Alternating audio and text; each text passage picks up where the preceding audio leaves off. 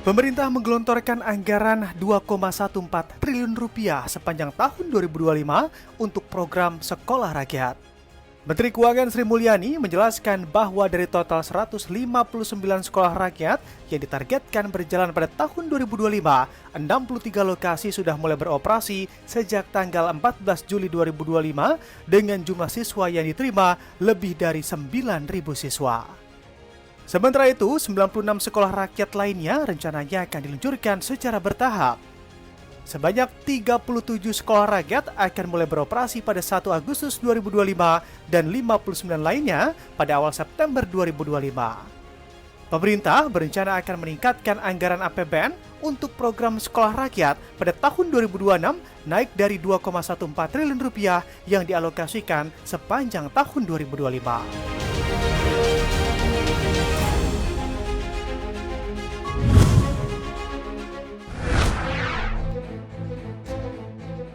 Kementerian Energi dan Sumber Daya Mineral membuka peluang UMKM yang ingin terlibat dalam pengelolaan sumur minyak masyarakat.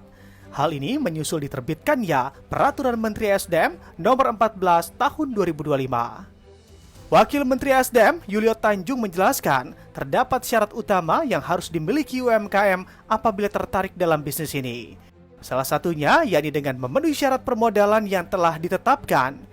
Menurutnya, UMKM yang ingin terlibat menggarap sumur minyak diwajibkan memiliki modal usaha minimal 1 miliar rupiah untuk skala mikro, kemudian 5 miliar rupiah untuk skala kecil, dan 10 miliar rupiah untuk skala menengah. Peningkatan produksi migas melalui 3 skema kerjasama antara kontraktor kontrak kerjasama atau K3S dan para mitra. Salah satunya kerjasama sumur minyak BUMD, koperasi, UMKM. Melalui skema ini, sumber minyak masyarakat yang sudah berproduksi akan dinaungi oleh BUMD, koperasi atau pelaku UMKM yang ditunjuk untuk kemudian bekerja sama dengan K3S.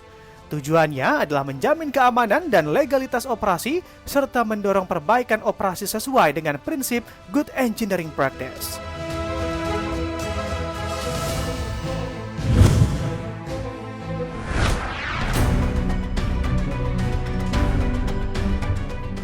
Menteri Keuangan Sri Mulyani telah membebaskan pengenaan pajak pertambahan nilai atau PPN terhadap transaksi perdagangan aset kripto.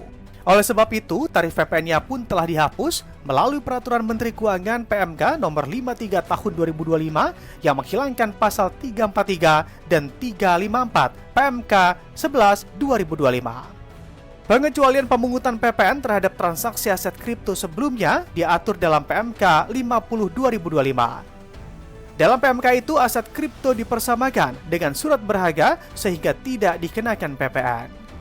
Namun, atas penyerahan jasa kena pajak berupa jasa penyediaan sarana elektronik yang digunakan untuk memfasilitasi transaksi perdagangan aset kripto oleh penyelenggara perdagangan melalui sistem elektronik atau PMSE maupun jasa kena pajak berupa jasa verifikasi transaksi aset kripto oleh penambang aset kripto tetap dikenakan PPN. Jasa penyedia sarana elektronik yang dikenakan PPN untuk memfasilitasi transaksi aset kripto diantaranya berupa jual beli aset kripto menggunakan mata uang fiat, tukar-menukar aset kripto dengan aset kripto lainnya, swap, serta dompet elektronik melalui deposit, penarikan dana, pemindahan aset kripto ke akun lain, dan penyediaan atau pengelolaan media penyimpanan aset kripto. Besaran nilai tarif PPN untuk cakupan itu adalah 11% karena mempertimbangkan mekanisme perhitungan tarif PPN 12% per 2025 dikalikan dengan nilai lain 11/12 sebagaimana diatur dalam PMK 131 2024.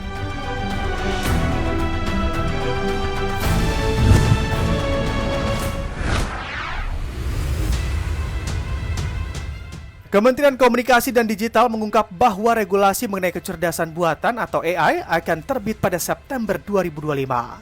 Wakil Menteri Komunikasi dan Digital Nezar Patria mengatakan bahwa saat ini pemerintah sedang menyusun peraturan presiden mengenai tata kelola pemanfaatan AI.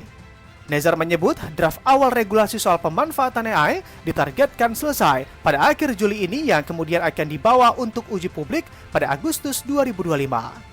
Dan diharapkan bisa final pada September 2025. Lebih lanjut, Nezar juga mengungkapkan bahwa pemerintah RI dan pemerintah Inggris bekerja sama mengkaji arah kebijakan seputar AI nasional.